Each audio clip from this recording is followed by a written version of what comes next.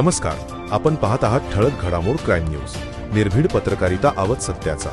लग्नाचे आमिष दाखवून तरुणीची फसवणूक, फुरसुंगी पोलिसांत तरुणाविरुद्ध गुन्हा दाखल।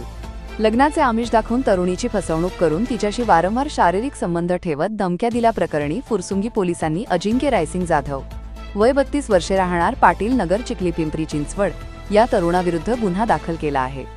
फिर्यादी तरुणीने दिलेल्या माहितीनुसार आरोपीने सप्टेंबर 2023 पासून जुलै 2025 या कालावधीत तिच्याशी लग्न करण्याचे खोटे आश्वासन देत संबंध प्रस्थापित केले।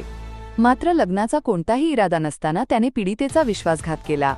एवढेच नव्हे तर विरोध केल्यास तिला शिवीगाळ, मारहाण केली आणि तुला काही करायचे असेल तर करमला कोणीही काही करू शकत नाही अशा धमक्याही दिल्या।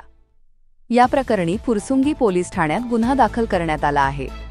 घटनेची माहिती मिळताच वरिष्ठ पोलीस निरीक्षक अमोल मोरे, पोलीस निरीक्षक गुन्हे राजेश खांडे व पोलीस उपनिरीक्षक अनुराधा धुमाळ यांनी घटनास्थळी भेट दिली।